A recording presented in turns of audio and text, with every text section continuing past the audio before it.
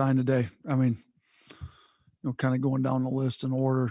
Bediako, who committed first. He's a big that runs the floor hard. He's athletic, protects the rim, rebounds well. Great kid.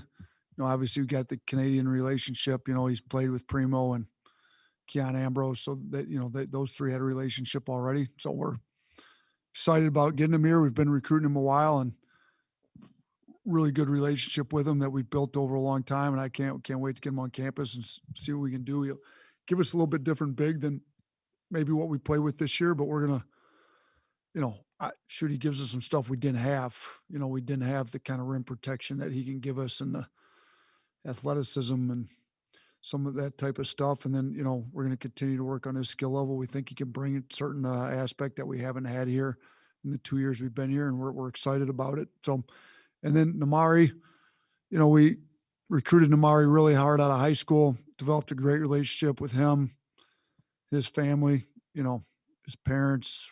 Really enjoyed getting to know them. We left it when we didn't get him initially.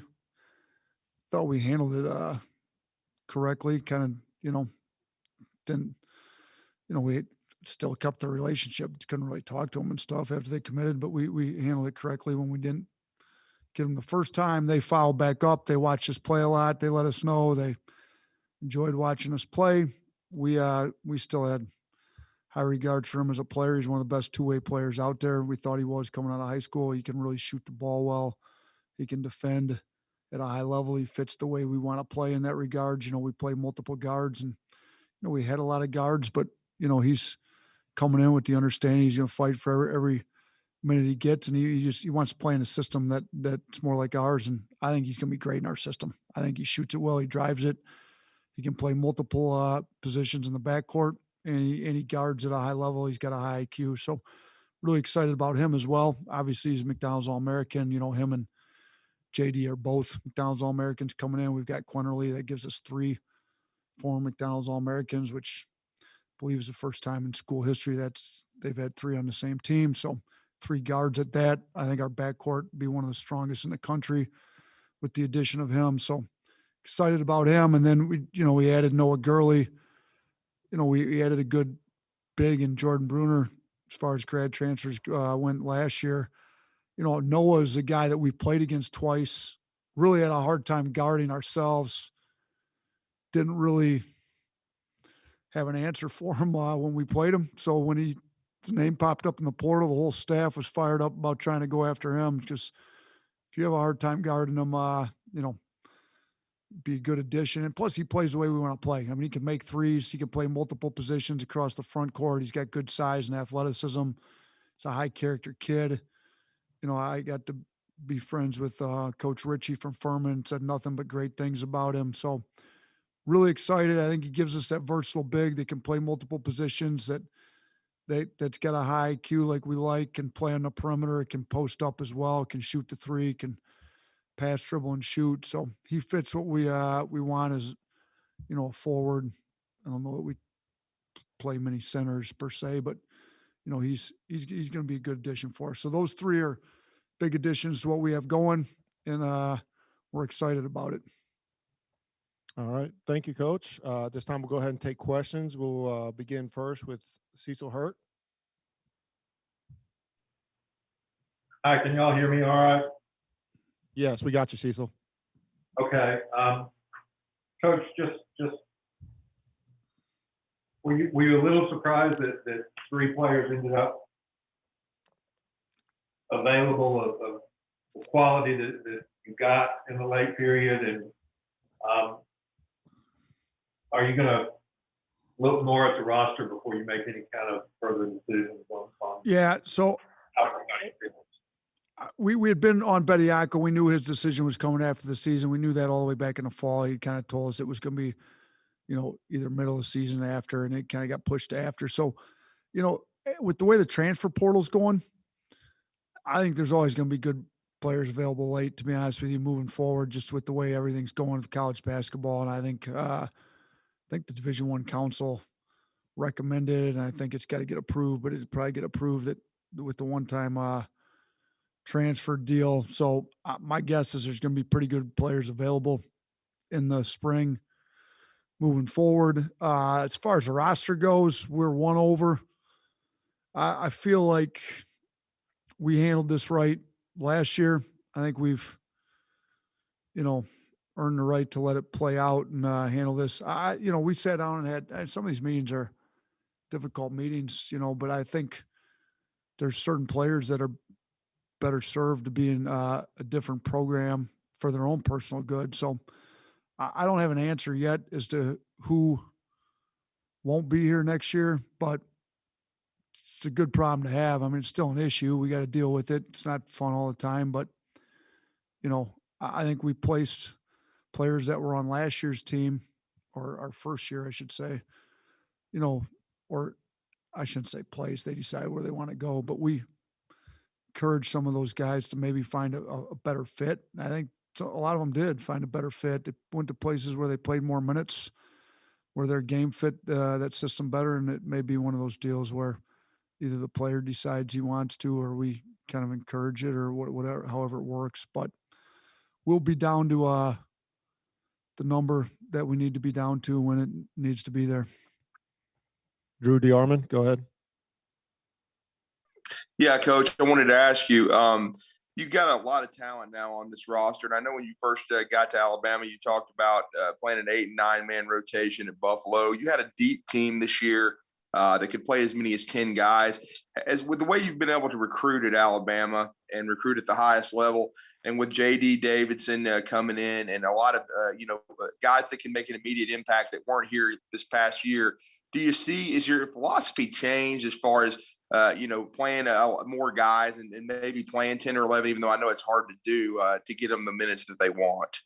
You know what? I think it's really hard to have more than about 9, 10 in the rotation. I mean, it's just the guys that are in the rotation aren't getting enough minutes. They're not getting enough chemistry working together. I will say this though, non-conference play, maybe you play everybody available and you kind of figure it out before you get to SEC play. I spent 11 years in Michigan. I thought Izzo did that a lot. I thought he was good at it, played a lot of guys early. And by the time you kind of let them figure it out, who's playing well, who's not. By the time you get into conference play, you've got your rotation a little bit more set, but you've got guys that got game experience. If you got an injury here or there, they can play. And it's the other thing too, it's easy to predict right now. You're looking at, there's 14 guys on the roster and everybody's predicting who's starting, who's going to back up who. It's a little bit early to predict any of that. We don't even have half the guys on campus yet. So I think guys get here, there's injuries that happen. Certain guys outplay other guys. Guys are better than you thought. Guys are not as good as you thought. All that happens. So it's a good problem to have being this deep, at least on paper. It also usually works itself out pretty well. So I don't think I've ever played 11, 12, 13 guys in rotation. I don't think that's going to start, but maybe in some non-conference games, we'll be playing a lot more guys, just seeing what guys are able to do. Let's go next to Mike Rodak. Nate, you had a couple guys last year in Petty and Herb who went out and tested, the waters in the draft, eventually came back. Do you expect anybody this year to do the same? Have you had any conversations along those lines? Yeah, I would expect some guys too. I mean, guys that some of our better players that put up good numbers. We've had some conversations. They've got to put their name in. So I'm not going to go through and list everybody, but the guys that, you see guys, look at who put up some of our better numbers. To me, probably makes sense for some of those guys to test the waters, get some feedback. And I don't think it's the worst thing either. Like, I want guys that want to be in the NBA. So if you want to be in the NBA, let's get feedback from NBA people.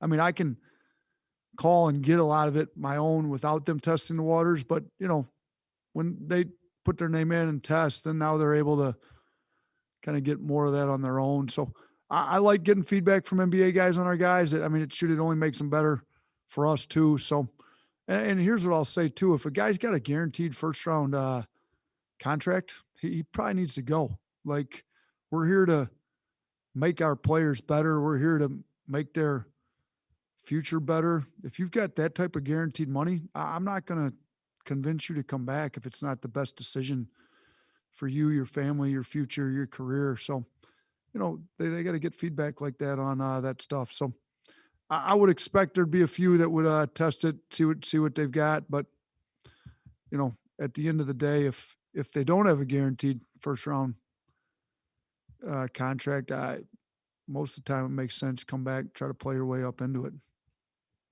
Charlie Potter.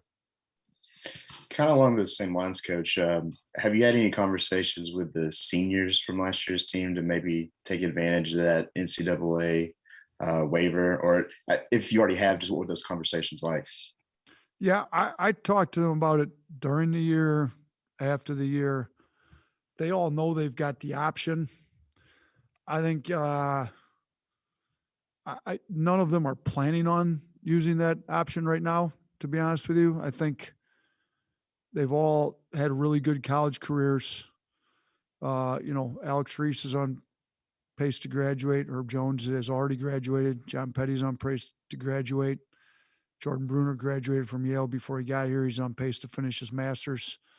The education part of it's done.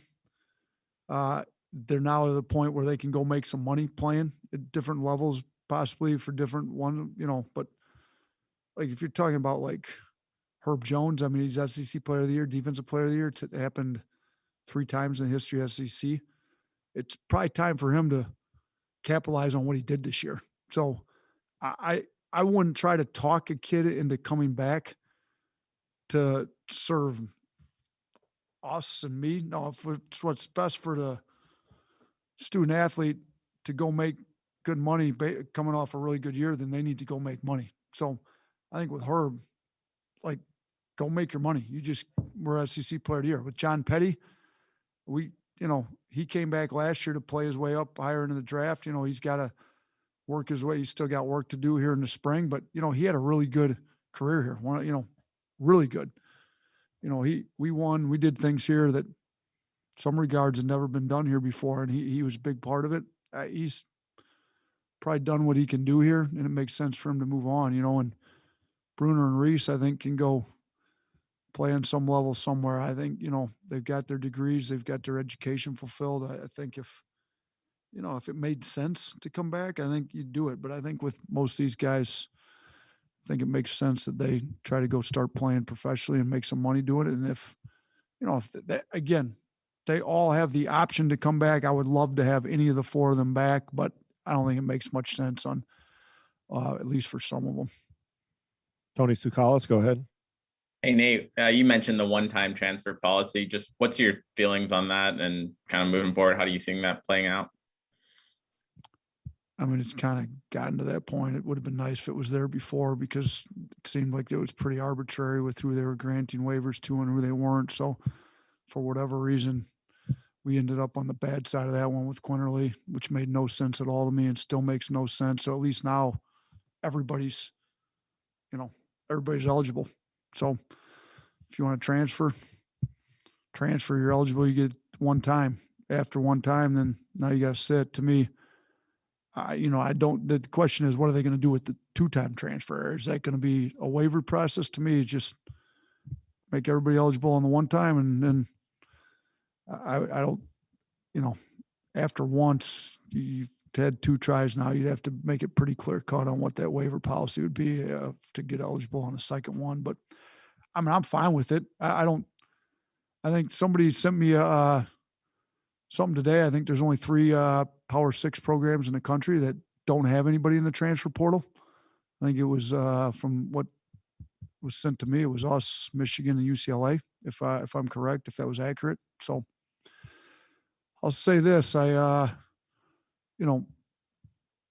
think you do a really good job. You win, you treat players well, and you're able to, players want to be here. Now, something's got to give here with our scholarship numbers at some point, but I think we've done a pretty good job making this a program that the players feel, most players that come into Division I programs want to get better. If they feel like they're getting better and they're being treated well, then you get a lot better chance to keep them around. I think our players are getting a lot better. Our skill development, our player development's at the top of our list of priorities. So I think we're making players better.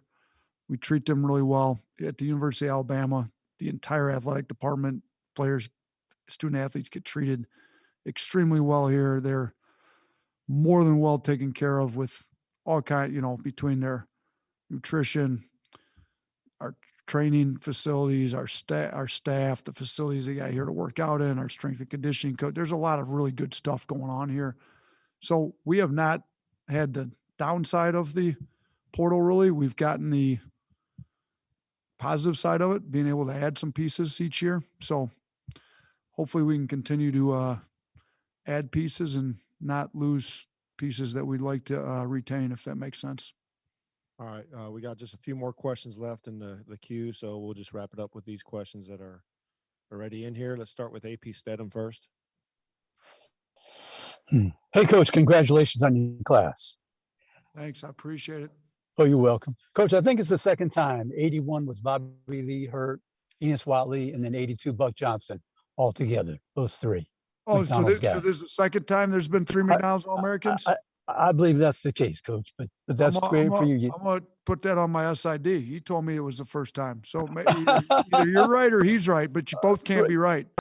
So I'm going to let you and Aaron duke that one out after the press conference. We'll discuss, AP.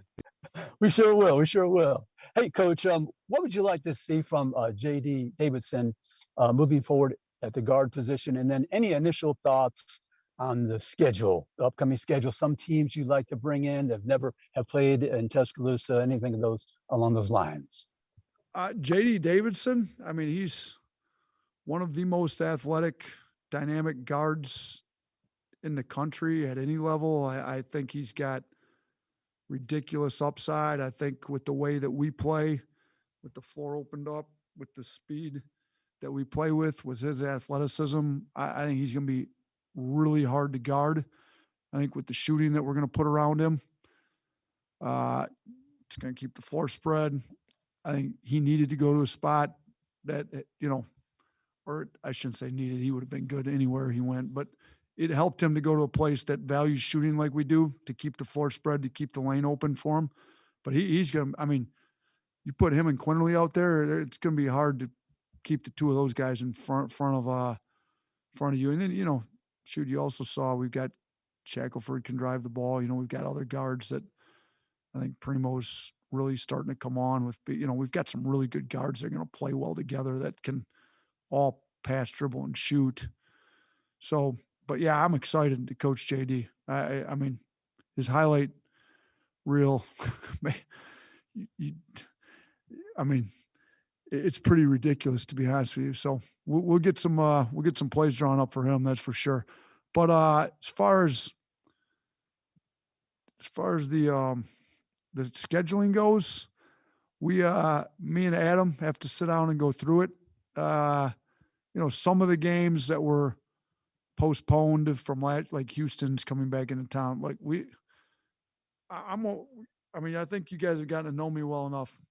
We're going to schedule really good teams, but Houston's pretty good. I'm not trying to schedule like too many top 10 teams coming here. So Houston will be in here. We're still trying to work on, the Birmingham deal, what's going to happen there. We typically play up there, some other ones. We've got some work to do on the schedule. It's nowhere close to being done, but Adam's been working hard on it. I was a little more tied up with some of this recruiting. Now that that's over and got some of that, we can turn our attention a little bit more to scheduling. So maybe have an update on that and better update in a month or so. But look, I'm not trying to play like 4 or 5 top 10 teams in here, if that's what you're asking.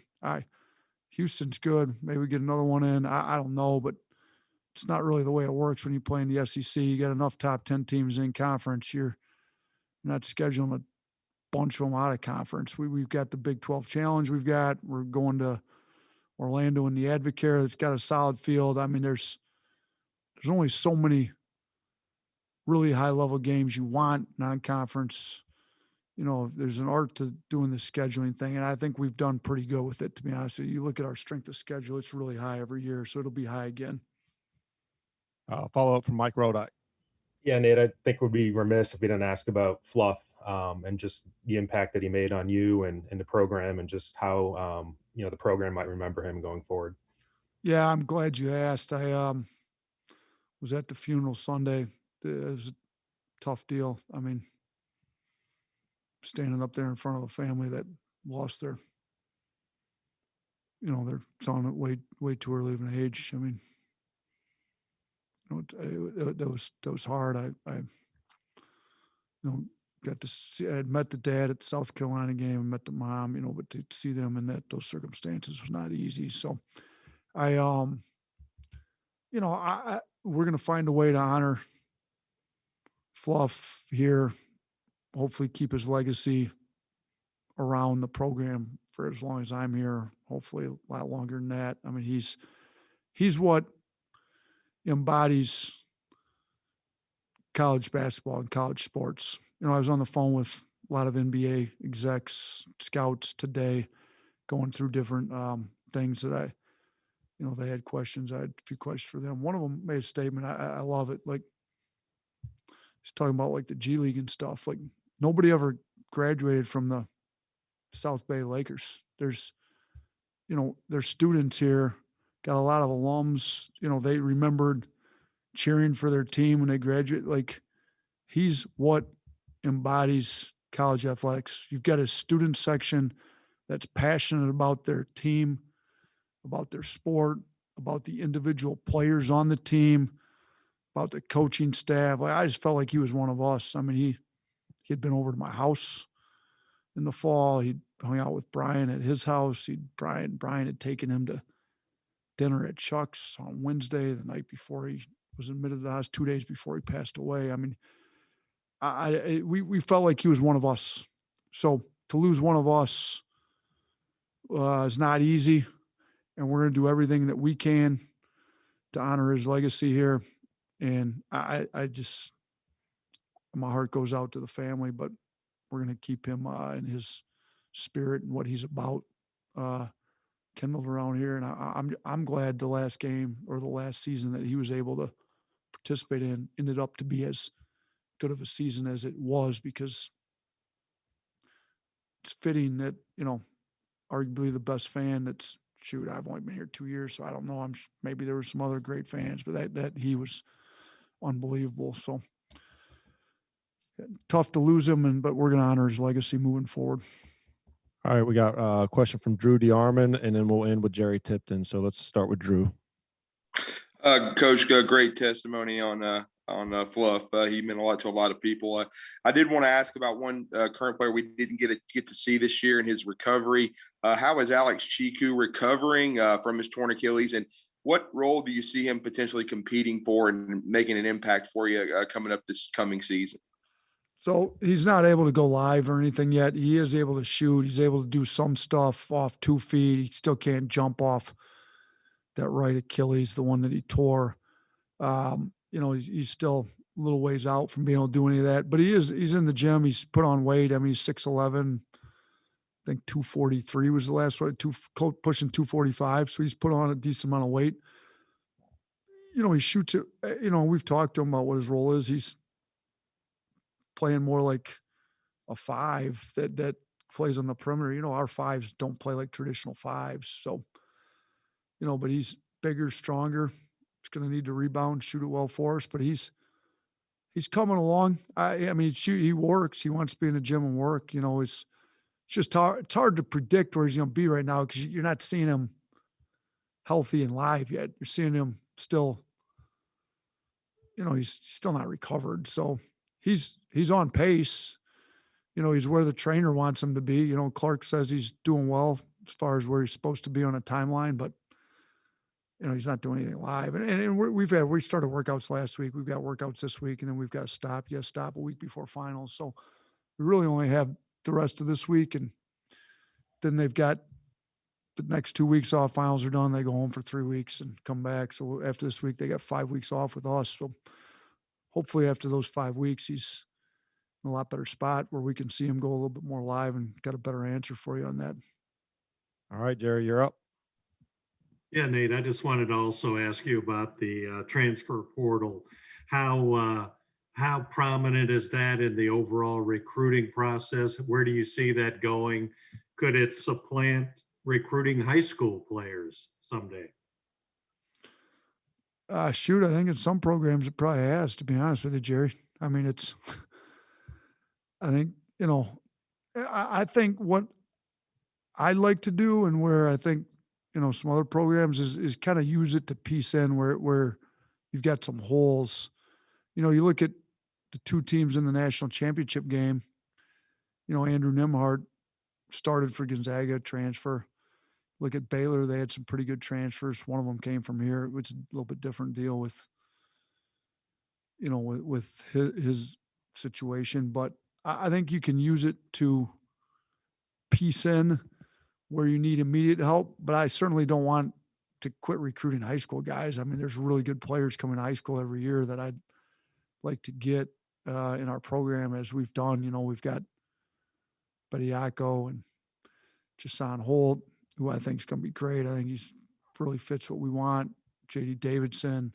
So players like that, I mean, we want to still get them in. I think you got to have some, but there's also, you know, where you want to stay old. And if you lose a guy early, you know, with guys going early in the draft and stuff, sometimes it makes sense to replace some guys with some veteran guys that have some college experience. So I don't want it to supplant high school recruiting, but I certainly think it can enhance and add to, and, you know, fill in what you don't have on your roster for sure. All right. Thank you, Coach.